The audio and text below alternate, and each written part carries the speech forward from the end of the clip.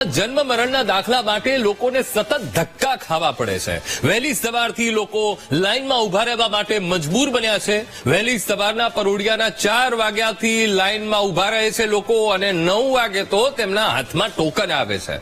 મોરબી મહાપાલિકા બની છતાં લોકોને સુવિધામાં કોઈ વધારો નથી થતો અને ટેક્સ મહાપાલિકાનો ભરવાનો આવ્યો છે। તો હવે જોવું રહ્યું કે સુવિધા તેમને ક્યારે મળે છે। संवाददाता हरनीश फोनलाइन पर जोड़ाई गया है। हरनीश, मोरबी में जन्म मरण दाखला माटे लोकोने सतत धक्का खावा पड़े छे। वहेली परोडिये 4 वागे ते लोकोने उभा रहेवा लाइन में उभा रहेवा मजबूर थवुं पड्युं छे। शा माटे तेमने सुविधा नहीं?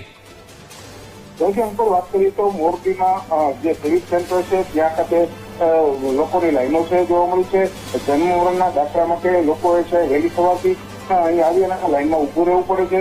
જો વાત કરીએ તો વહેલી સવારથી 4 વાગ્યાથી લઈ અને લોકો લાઈનમાં ઉભા રહી જાય છે અને જો વાત કરીએ તો અત્યાર સુધી 100 જેટલા ટોકનો આપવામાં આવતા હતા, જે આજથી 125 જેટલા ટોકન કરવામાં આવ્યા છે અને લોકોના ટોકન પૂરા થાય ત્યાં સુધી કામગીરી પણ કરવામાં આવી છે। પણ ક્યાંક ને ક્યાંક લોકોને મોટી હેરાનગતિ થાય છે અને અહીં પોતાનો જે કામકાજ છે મૂકીને અહીં આવવું પડે છે અને તેને લઈ અને આ મુશ્કેલી જે છે તેનો સામનો કરવો પડે છે।